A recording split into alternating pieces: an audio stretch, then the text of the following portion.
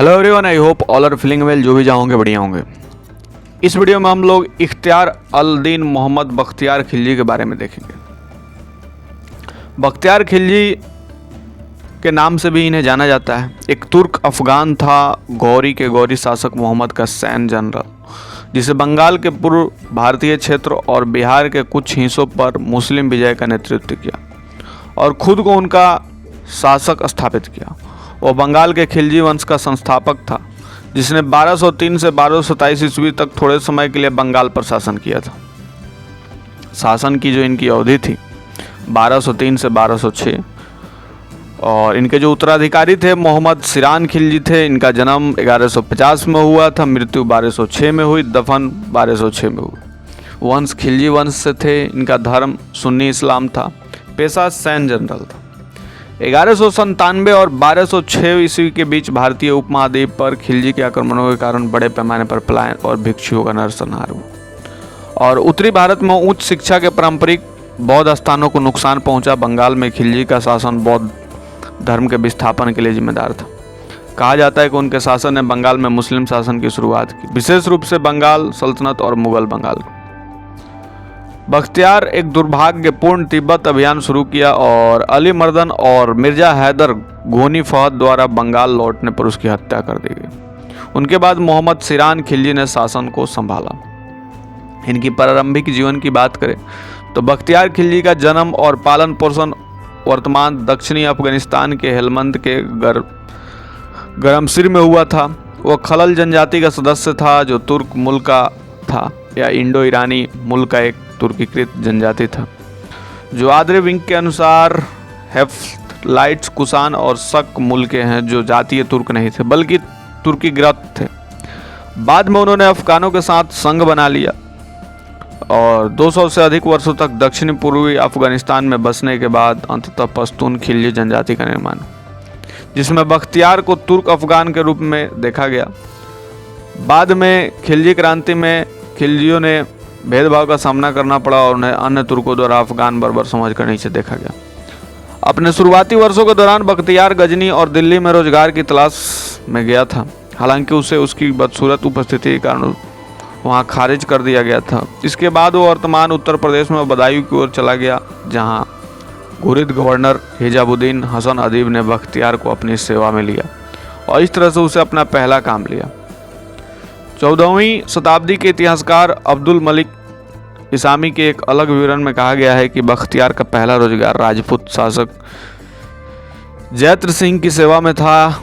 इसामी का विवरण पहले के अधिकारियों द्वारा सत्यापित नहीं था और बाद में 12वीं शताब्दी में दोनों के बीच की दुश्मनी को देखते हुए इसमें सच होने की संभावना नहीं। हालांकि राजपूत सेनाओं में अफगान सैनिकों के लड़ने के उदाहरण थे, जैसा कि बाद के इतिहासकार फरिश्ता ने प्रमाणित।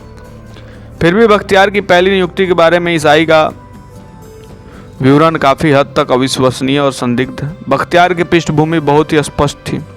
उनके चाचा मोहम्मद बिन महमूद गजनवी गौर के गौरी शासक मोहम्मद के लेफ्टिनेंट थे और इतिहासकार मिनहाज ए सिराज के अनुसार तराइन के दूसरे युद्ध में चमन शासक पृथ्वीराज तृतीय के खिलाफ वीरतापूर्वक लड़े थे, जहां गौरी ने निर्णायक जीत हासिल की थी। महमूद के बाद में तराइन में उनका वीरता के लिए काशी मंडी के इक्ता से सम्मानित किया गया था।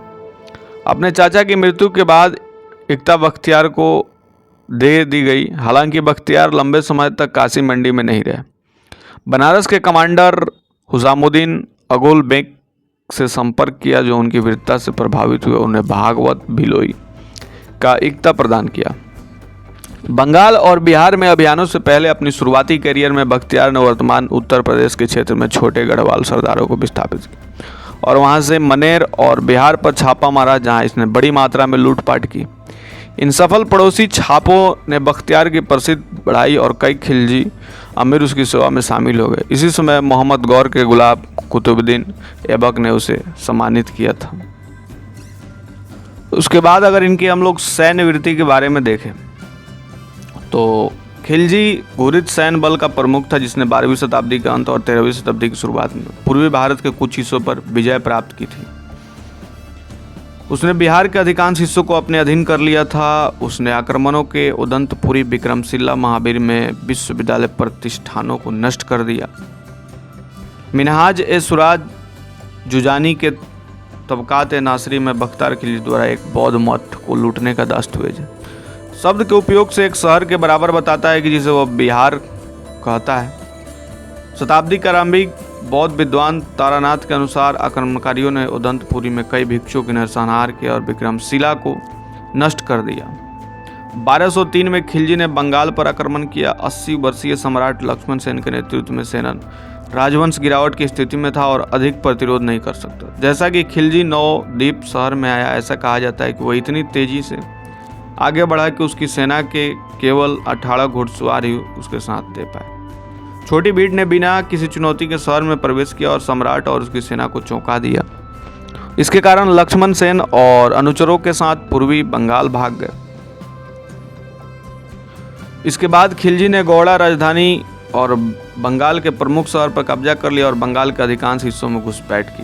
मोहम्मद बख्तियार के शासन के बारे में मिनहाज अल सिराज ने बताया कि जब वो लगभग 40 साल बाद बंगाल आया था, मोहम्मद बख्तियार ने उस क्षेत्र पर कब्जा करने के बाद नुदिरा शहर को उजाड़ कर रख दिया और जो जगह लखनौती है अभी, उसे सरकार का मुख्यालय बनाया। उसने क्षेत्र के अलग अलग हिस्सों में अपने अधीन कर लिया और हर जगह खुतबा पढ़ने और पैसे बनाने की प्रथा शुरू कर दी और उसके अमीरी सराहनीय प्रयासों से इन इलाकों में मस्जिद, कॉलेज और मठ बनाया गया। बख्तियार खिलजी ने तिब्बत पर हमला करने के लिए 1206 में देवकोट शहर छोड़ दिया।